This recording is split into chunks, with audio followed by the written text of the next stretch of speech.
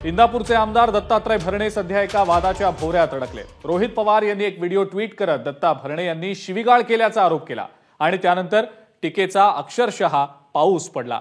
नेमका हा वाद आहे तरी काय पाहूयात याच संदर्भातला हा स्पेशल रिपोर्ट। काय तो जाचेल जर गंमत करून नाही सांगतो तर ते काय मी तर काय बोललो का दादा जागा बस नाही जास्त करू नको मस्त माही करू नको सापडला तुला काय केलंय मी तर तुला सांगतोय तुला सांगतोय काय म्हणलं मोठा वेळ जा आम्हाला लय विरोध करू नको माझ्या ऐका माहिती तुला कोण सांगणार तुला करणार आहे तुला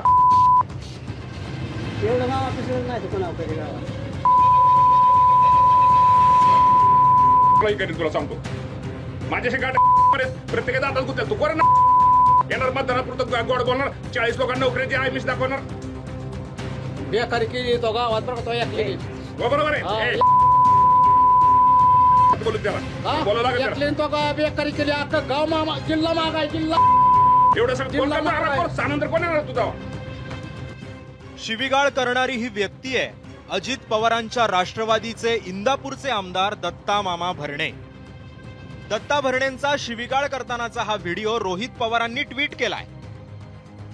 दत्ता भरणे मतदान केंद्राबाहेर मतदारांवर दबाव टाकत असल्याचा आरोप रोहित पवारांनी केलाय।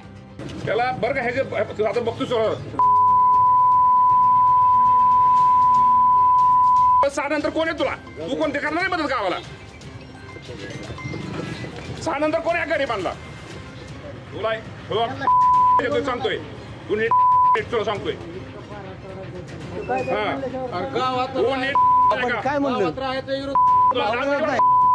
मोठा वेळ जा इंदापूर तालुक्यातल्या अंथुर्णे गावात मतदान सुरू होतं पण मतदान केंद्राच्या बाहेर दत्ता भरणेंचा सुप्रिया सुळेंच्या कार्यकर्त्यांशी वाद झाला। माझ्याशी गाठ प्रत्येकाचा हातात गुंतल तू कर ना येणार मतदानापुरतं गोड बोलणार 40 लोकांना नोकरीची आहे मिस दाखवणार बेकारी केली तो गावात बघा तो ऐकली बरोबर आहे बोलू त्याला बोलावं लागेल ऐकली तो का बेकारी केली अख्खा गाव मामा जिल्हा मागाय जिल्हा एवढं सांगतो सानंतर कोण येणार तुझा या व्हिडिओवरून दत्ता भरणेंविरोधात शरद पवारांच्या राष्ट्रवादीनं तक्रारही केली आहे। पण हा वाद कशावरून झाला याबाबत मात्र दोन्ही बाजूंनी परस्पर विरोधी भूमिका मांडण्यात आल्या।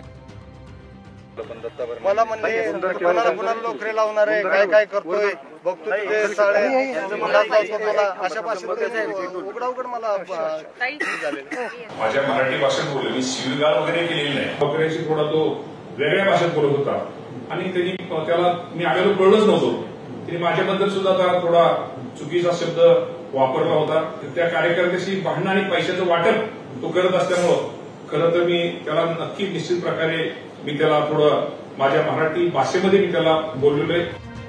अजित पवारांनी दत्ता भरणेंच्या शिवीगाळीवरून थेट उत्तर देणं टाळलंय पण भरणेंची बाजू मात्र उचलून धरली आहे। निवडणूक आयोगाला आम्ही पत्र लिहिलेली आहेत आमच्याकडून कंप्लेंट्सही गेलेल्या आहेत। या सगळे व्हिडिओज घेऊन आम्ही आयोगाकडे गेलेलो आहोत।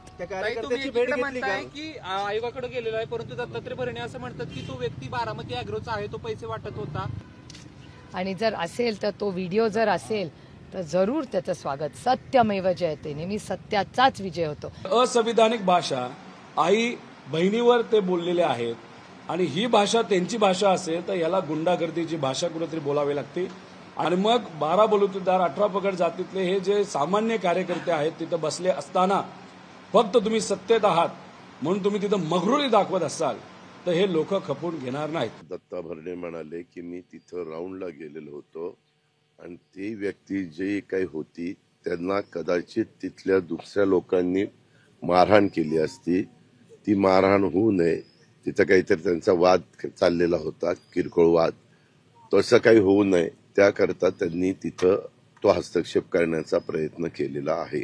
त्यांनी स्वतः शिवीगाळ केलेली त्याच्याच बद्दलच मी बोलतोय की ते जे काही त्यांनी तिथं झालं नाट्य त्याच्यानंतर त्यांनी जे मी जसं आपल्याशी बोलतोय तशा प्रकारे त्यांनी त्यांचं स्टेटमेंट केलेलं आहे।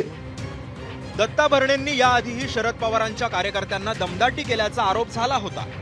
इंदापुरातल्या सभेत खुद्द शरद पवारांनीच दत्ता भरणेंना सरळ करण्याचा इशाराही दिला होता. त्यानंतर आज दत्ता भरणेंचा थेट शिवीगाळ करतानाचा व्हिडिओ समोर आलाय. जयदीप भगतसह मंदार गोंजारी, एबीपी माझा, बारामती.